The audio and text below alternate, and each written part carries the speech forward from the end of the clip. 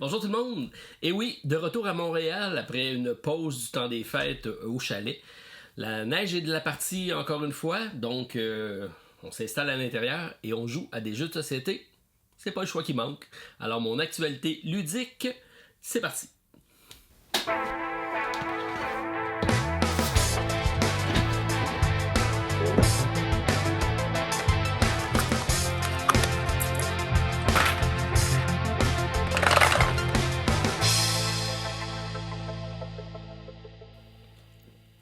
Bonjour tout le monde, très content de vous retrouver avec une nouvelle tasse de café. Et pour ceux qui ne connaissent pas le symbole, je vous retourne ça à l'instant. La société de Awaken Realm, donc Change the Game, c'est leur nouveau slogan. J'ai reçu donc un petit colis à mon retour à Montréal pour le temps des fêtes. Donc j'étais absent, mais ça m'a été livré avec tasse de café. On sait comment me prendre par les sentiments. Petit sac donc de Awaken Realms dans lequel il y avait un paquet de goodies, dont des sucres à la crème, la petite friandise ici, donc des petits bonbons. 2 livres de artbook pour Nemesis Lockdown et pour Heatherfield, magnifique. Et bon, bien sûr une carte postale, mais surtout une série de cartes, donc des cartes promo pour ça c'est The Great Wall. On a ici ISS Vanguard avec des équipements supplémentaires. Heatherfield pour une petite story supplémentaire et un petit promo d'artefacts. Des objets un petit peu inusités avec entre autres le Tom Hats, donc le chapeau de Tom Vassell. C'est des cartes, je pense, de leur nouveau jeu de chez Awaken Realms Light, un petit jeu de confrontation. Mais je suis pas certain, je ne l'ai pas celui-là. Alors ça sera à investiguer pour moi, ou à moins que vous le sachiez, vous me le dites. Alors oui, beaucoup de choses qui m'attendaient, mais avant de commencer avec les réceptions, y aller avec quelques nouvelles en rafale, comme à l'habitude. Donc podcast, mon micro est sorti, et j'ai parlé avec Martin. On reprend du micro la semaine prochaine, donc le retour du podcast de l'autre côté du plateau pour notre nouvelle saison. Donc c'est le 20 janvier que ça reprend. Et je vous invite tout le monde à suivre cette nouvelle saison qui sera haute en couleurs.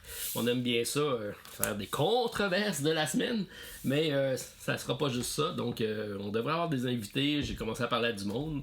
Et d'ailleurs, en parlant de monde, j'ai mon ami Steve de la chaîne qui est venu me rendre visite durant ma soirée avec Stéphane et Ludovic. Donc on était 4 quand même. Donc Stéphane et Ludovic sont venus à la maison pour jouer, avancer notre partie de Assassin's Creed. On est rendu à notre 7e aventure, je pense. Et plus tard, Steve est venu à la maison pour faire une vidéo de top 10 des jeux de 2022. Donc à 3, on vous présentera ça. Vous allez voir ça apparaître très très prochainement sur la chaîne. Et il m'a parlé également de nouveaux collaborateurs. Donc suite à ma dernière vidéo, il y a du monde qui ont communiqué avec nous pour offrir leur service encore une fois. Du monde que vous connaissez, que vous allez être surpris. Et non, ce n'est pas Martin Lafrenière, du moins pas pour l'instant. Alors, il devrait y avoir d'autres personnes qui se joindront dans les environs. Vous allez voir des vidéos de passé et je devrais vous le présenter dans une prochaine vidéo, donc de samedi matin, pour vous introduire nos nouveaux collaborateurs. Alors, ça bouge à la Société des Jeux. Je tiens également à vous remercier. J'avais, donc là, dans ma vidéo de la semaine dernière, parlé de l'activation du bouton merci pour vous mentionner que je voulais rester indépendant et tout ça. Et il y a énormément de personnes qui l'ont utilisé et qui ont envoyé de l'argent à la chaîne. C'était pas le but de ma vidéo, mais je vous remercie beaucoup de l'avoir fait. Donc, merci à tous ceux qui ont contribué. Vous faites en sorte que les propos de la chaîne resteront indépendants. Et ça, c'est une bonne nouvelle. Qui dit indépendant dit pas nécessairement pas en lien avec les éditeurs, parce qu'il y a des éditeurs qui collaborent beaucoup avec nous. Je vais essayer d'ouvrir ça. Mais Lucky Dog Games en est un, entre autres. On a reçu pas mal de petits jeux de eux. Donc, je vais vous parler de ça à l'instant. Nos réceptions de la semaine. Mais avant d'y aller du côté des nouveautés, je vais aller avec celui-ci. Donc, Fleet the Dice Game. Je vous avais parlé que j'avais acheté par erreur le jeu de cartes, parce que c'est le jeu de dés que je voulais m'acheter. Et j'ai un abonné du Nouveau-Brunswick qui a communiqué avec moi pour dire « Hey, on ferait-tu un échange? » Puis à mon arrivée, Donc c'était arrivé, donc merci beaucoup à toi de m'avoir fait parvenir le jeu, grandement apprécié. J'y ai joué, donc j'ai fait ma première partie en solo, parce qu'il se joue en solo, c'est de 8 ans et plus, 30 minutes par partie, 1 à 4 joueurs, chez Eagle Griffin Game. Et c'est de la pêche en haute mer qui se passe au Canada. Donc c'est quand même intéressant tout ça. Et c'est un jeu de combo donc on va faire différents roulements de dés pour faire des combos de cartes. Alors c'est un jeu donc de combo avec 2 plateaux. On va avoir un plateau de navire dans lequel on va donc faire envoyer des bateaux à l'eau pour aller chercher différentes espèces de poissons, donc des écrevisses, de la morue, des lobsters, des swordfish, donc des poissons, de l'espadon je pense, et des huîtres, bref. De l'autre côté, on va avoir notre part, les différents bâtiments qu'on va pouvoir activer, le capitaine, le marché. Alors, c'est vraiment des combos. Tout ça se joue avec une série de dés très très simple. Et c'est très stratégique et ça fait en sorte que les parties sont quand même engageantes. On doit faire des choix. Et c'est ça qui est intéressant dans un jeu de roll and write. C'est pas de subir le jeu, mais c'est d'essayer de déjouer le jeu ou d'aller plus loin en stratégie dans le jeu, et c'est ça que j'aime quand on a cet aspect-là dans les jeux de roll and write. Très bien, donc merci beaucoup de me l'avoir fait parvenir, alors content de l'avoir essayé au courant du week-end. J'ai déjà présenté sur la chaîne une petite vidéo en compagnie de Stéphane, qui était l'équivalent de ce jeu-ci, mais en anglais. Et ça, c'est Funfair. Et la version que j'avais jouée avec Stéphane, donc la version anglaise, c'était Unfair. Donc sans le F, c'était la version avec le Take That. Donc il y a des cartes qui étaient à 2 utilisations et on pouvait vraiment être très agressif dans le jeu. Mais ça, c'est la version plus familiale, si on veut, du jeu Funfair, qui arrive en français grâce à Lucky Dog Games. Donc j'ai reçu le jeu. Je vais être très content de le sortir parce que celui-ci est vraiment excellent et c'est surtout magnifiquement illustré par nos amis québécois entre autres, donc Lina et David de Mr. Coddington. Alors superbe illustration, belle thématique, et c'est un jeu de 2 à 4 joueurs, 15 minutes par joueur pour les parties 12 ans et plus. Et je sais qu'il y a eu une extension pour le jouer en solo dans Unfair, donc je vais essayer de voir si c'est compatible et s'il y a moyen de faire de quoi là-dessus. C'était dans une campagne de socio-financement. Bref, je mettrai en lien la vidéo si vous voulez aller écouter notre partie de Unfair à Stéphane et à moi. C'est un des premiers SVM. Je pense que Stéphane avait gagné, alors c'est une bonne nouvelle. Alors, parmi les belles nouvelles également, il y a la grosse boîte ici, donc... Hoplomachus Victorum, difficile de la manquer. En tout cas, Chip Theory Game avait réussi à réduire la boîte de Too Many Bones. Je pense qu'ils n'ont pas réussi avec celle-là. Elle n'est pas très épaisse, mais elle est très imposante. Alors, c'est Hoplomachus, c'est leur premier jeu à Chip Theory Game. Et ont suivi donc l'année dernière sur une campagne de socio-financement Victorum, qui est une campagne en solo. Alors, j'ai contribué à celui-ci, parce que ça m'intéresse grandement. Donc 14 ans et plus, 90 minutes par partie, un seul joueur. Alors une campagne avec la mécanique de chip de poker qui est sans doute le plus simple au niveau des dés. C'est un combo de dés avec des trucs à atteindre et tout ça. Là, c'est pas aussi poussé que dans Too Many Bones, mais très très content de l'avoir et d'essayer ça en solo. Donc ça sera une de mes expériences du week-end. Donc je déballe ça et j'essaie ça pour voir qu'est-ce que ça dit. Parce que j'ai jamais joué à Hoplomachus. Donc ça va être une première découverte pour moi. Alors hâte de tester ça. Très belle réception. Toujours avec nos amis de chez Lucky Dog Game. Donc on reçoit Bristol, qui est un jeu, ça aussi ça avait passé par des socio-financements, ça fait longtemps parce que j'avais déjà joué à la version anglaise du jeu. J'aime beaucoup la collection dans des livres comme ça fait vraiment old fashion, mais c'est magnifique. Illustration, des petites règles, des dés, des chariots, des cartes et surtout un très beau et long tapis de néoprène qui représente la ville, parce que dans ce jeu-ci, c'est le temps de la peste, en 1350, et on se doit de prendre nos clics et nos claques, comme on dit au Québec, et de déguerpir, s'enfuir de la ville. Donc il faut réussir à sortir de la ville. sans avoir de passagers qui ont la peste. Mais là, c'est un jeu d'identité cachée où tout le monde on peut faire confiance ou pas à des gens, on peut contaminer des gens, on peut se débarrasser des gens. Alors, c'est un jeu de 1 à 9 joueurs, 20 à 40 minutes. J'ai fait une partie à la Quige l'année passée d'ailleurs, et très belle atmosphère parce que c'est quand même jusqu'à un gros groupe, 9 joueurs, puis on est plusieurs dans les mêmes chariots. Alors c'est très intéressant comme jeu à plusieurs. Je ne l'ai pas testé en solo, alors ça aussi je devrais tester ça au courant du week-end. Donc ça arrive en français grâce à Lucky Dog Game avec Bristol. Je ne sais pas s'ils vont suivre dans les autres jeux de la même gamme parce qu'il y en a quand même quelques-uns. Ça va être intéressant à suivre. J'ai reçu, on va rester dans Lucky Dog Game parce que je vous avais déjà parlé de les dés de Valeria. Donc, j'avais testé la version que j'avais eue pour la sélection du jeu. Donc, c'est un roll and write encore là. Et j'ai reçu donc de la compagnie la boîte de base qui arrive sur le marché. Donc, ça devrait être disponible si ce n'est pas déjà en France. Ça devrait être très très prochainement. C'est un jeu intéressant parce que lui, il y a vraiment une cascade de combos. C'est une autre chose qui est intéressante dans les jeux, c'est plus on avance dans le jeu et plus on débloque des choses qui débloquent d'autres choses qui débloquent d'autres choses. Donc nos derniers coups sont très performants et c'est ce genre de jeu-là qui est très bien et très, très accessible. Donc ça aussi, un solo, c'est sûr. 1 à 4 joueurs, 10 ans et plus, 30 à 45 minutes par partie. Donc dés de Valeria, ça vient d'arriver. Ça aussi, donc à ajouter. Campagne de socio-de lancement, donc c'est un Kickstarter ou un GameFund, je ne suis pas certain. Donc il s'agit de Soul of Inkyril, je ne connais pas du tout. Water and Fire, c'est un conflit de 2 éléments. Beau jeu qui m'a été offert pour faire une présentation sur Kickstarter, donc j'ai dit oui pour la qualité visuelle du jeu, mais je connais pas beaucoup.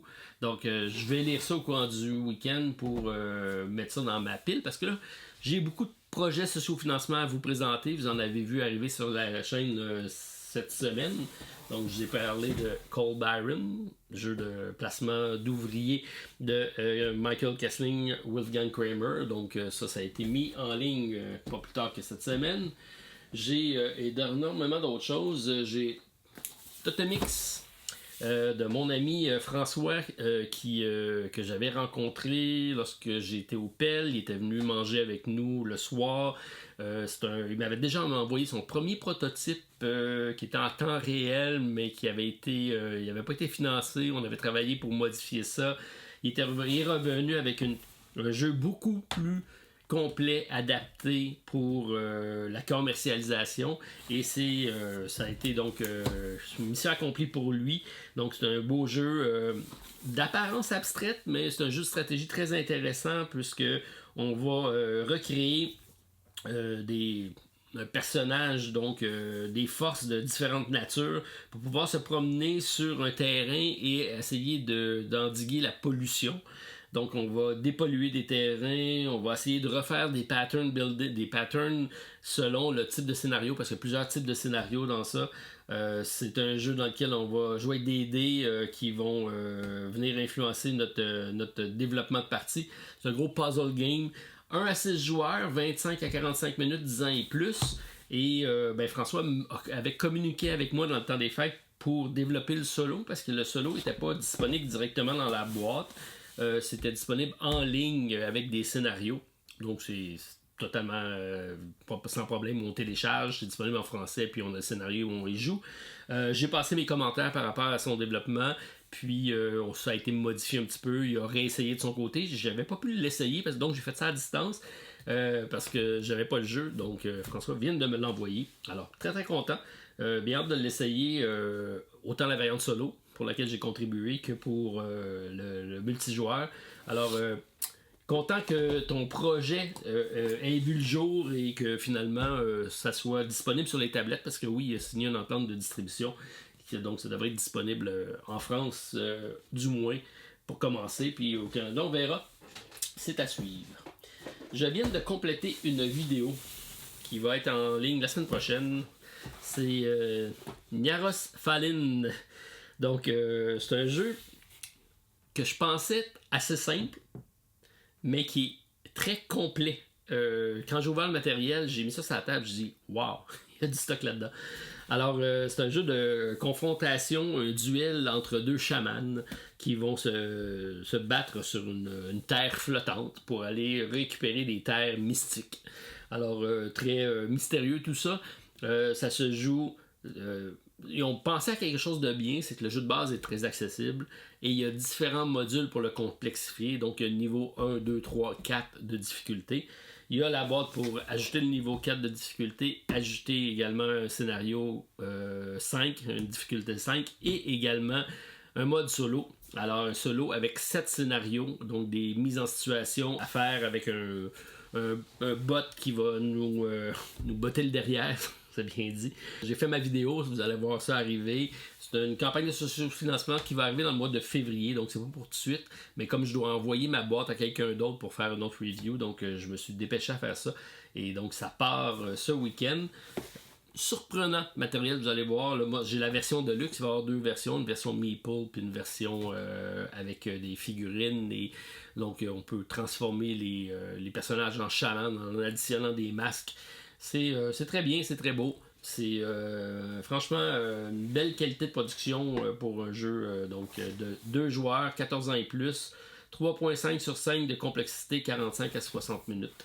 Alors bravo, belle réalisation avec Niaros Falin et un solo. Donc ils ont pensé à nous. J'en ai reçu un autre, comme si c'était passé. Alors, c'est un autre jeu dans lequel, lui, il m'a vraiment intéressé par sa mécanique de balance. C'est mon signe astrologique, d'ailleurs. Et ça paraît peut-être aussi dans mes décisions. Donc, on parle de Stratera. C'est magnifique illustration, un petit peu à la... je vais dire root, donc c'est un peu caricatural, mais que j'aime bien. Alors, c'est un 1 à 4 joueurs, on a un solo, 14 ans et plus, 30 à 150 minutes par partie. Donc, on a un plateau, on a des plateaux personnels avec développement de personnages, mais on a surtout une balance et il y a vraiment... l'aspect de la balance est important dans le jeu, le cœur de la mécanique, dans lequel on va mettre des trucs d'un côté ou des trucs de l'autre pour faire pencher la balance des forces d'un bord ou de l'autre. Alors, hâte de découvrir ça. Alors, tout ça est asymétrique, donc ça promet. Alors, très très hâte de découvrir celui-là. Ça vient juste d'arriver, prototype, qui s'en vient en socio-financement également. Donc, vous allez voir ça passer aussi. J'ai mis ici mon petit personnage parce que ça faisait partie aussi de l'envoi. Je vous en avais déjà parlé. Je l'avais montré. Il me l'a envoyé en deuxième copie. Qui sait, à un moment donné, je le ferai peut-être tirer sur la chaîne. Et on met ça de côté. On en reparlera plus tard. C'est à suivre. Mais celui que je veux vous parler, c'est ce gros-là. Alors, comme je l'ai dit, mon ami Stéphane est venu à la maison pour faire la fameuse vidéo, entre autres, du top 10. Vous allez en voir passer. Et celui-là, je ne l'avais pas encore testé. Batman étant mon personnage de bande dessinée fétiche quand j'étais jeune. D'ailleurs, Béatrix m'avait envoyé une tasse de mon personnage, ceux qui s'en rappellent. Et c'est le jeu solo, donc basé sur la bande dessinée de Frank Miller, qui est un grand classique de Batman, qui est de Dark Knight Returns. Alors, très très hâte de le tester. Ça se joue en 4 volets, comme les 4 chapitres, 4 modules du livre, si on veut. Et semblerait que c'est pas facile. Steve et Stéphane en ont parlé parce qu'ils l'avaient déjà essayé. Alors, c'est à mon tour. J'attaque ça en fin de semaine. Batman The Dark Knight Return. Et je vous en donne des nouvelles. Alors, voilà ce qui complète ma vidéo du samedi. Laissez-moi savoir s'il y a de quoi qui vous intéresse dans ce qui est là, ce que j'ai reçu ou ce qui s'en vient sur Kickstarter et autres plateformes. Bref, sélection très variée cette fin de semaine. Alors, encore une fois, merci à tous d'être de retour pour cette 7e saison qui commence. Et n'oubliez pas, la semaine prochaine, c'est le retour du podcast. Et très très prochainement, on se fait un rendez-vous pour jouer ensemble. Tous ceux qui sont dans la région métropolitaine, ça leur tente, vous nous le direz. On va organiser une belle soirée de jeu dans les prochaines semaines. Ça sera pas long, on passe ça bientôt. Alors, bon week-end à tous. On se revoit très prochainement à la Société des Jeux. Bye!